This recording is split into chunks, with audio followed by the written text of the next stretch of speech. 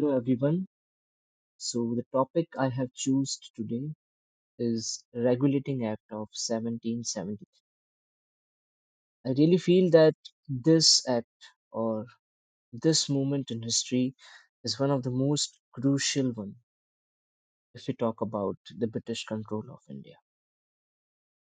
Because only after this act there was a real control of the British Parliament on India. So what actually happened during the period before 1773? The company was growing in India, or I can say the officials of the company were earning a lot from India. There was no control on them. There was no control of the British Parliament on any work which the company is doing in India. They were independent. As a result, there was a lot of corruption. The officials of the company were taking bribes, taking gifts, and doing whatever they wished to do. They were responsible to absolutely no one, and their profits were compounding. On the other hand, the company became almost bankrupt. Do you understand? The company was going down, but the officials and their earnings were going up. So when the British Parliament saw this, they felt the need to regulate the acts of the company, to exercise control over this company. So they bring in this act. This is what everyone says.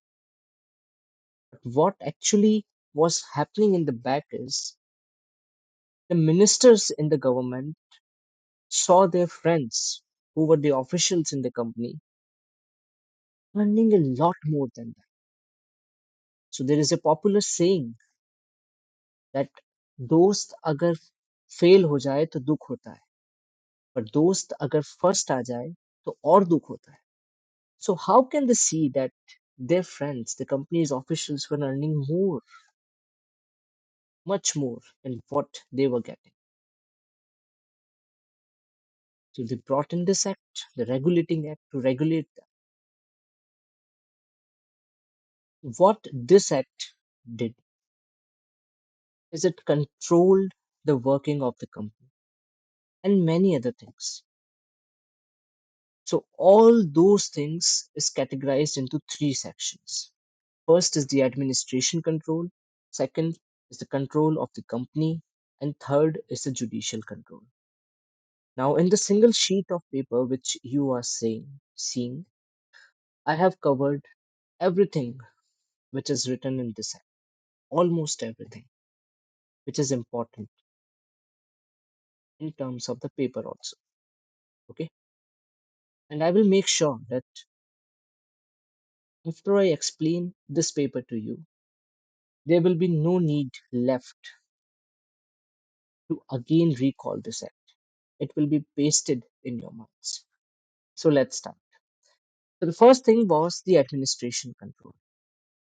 So what the act did is made the governor of Bengal the governor general of Bengal, which means that all the other presidencies, like the Bombay presidency and the Madras presidency, became subordinate to the governor general of Bengal. Because before that, all the presidencies were fighting among themselves to exercise control.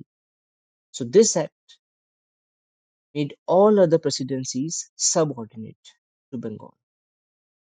So within a night, the governor of Bengal and governor of Madras was saying Salam Saab to the governor of Bengal. There was a loophole in this. What if the governor general of Bengal start acting on his own discretion?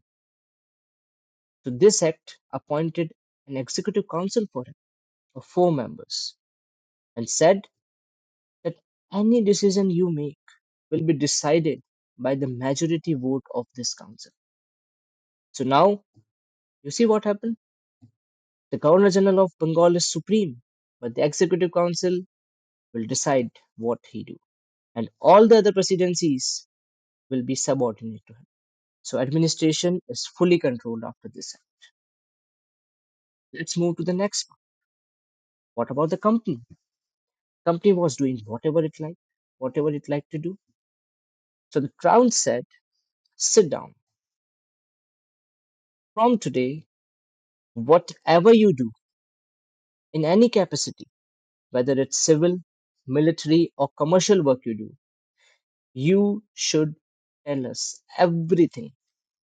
It's your responsibility that you need to tell us everything. Even if you sell a pen, you will tell us from today. And strict orders to the company's official that there will be no private trade from now on. You cannot bribe anyone. You cannot take gifts from anyone. You cannot take any benefit from today.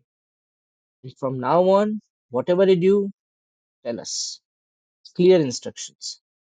So what the company said? Yes, sir, because they can't say anything else. Just the British Crown now, which is acting. Okay. So the control of the company now went into the hands of the British Parliament. Or we can say to the Crown. What about the judicial control? Simple. It is the first time in the country that a central court was set up in Kolkata. The Supreme Court of India was set up in Kolkata. Chief Justice was appointed and three other judges was appointed to help him. What the Supreme Court was doing?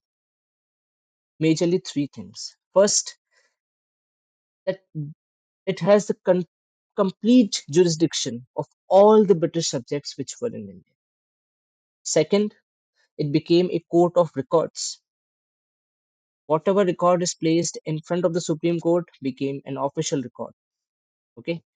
And the judges were made independent to do their jobs.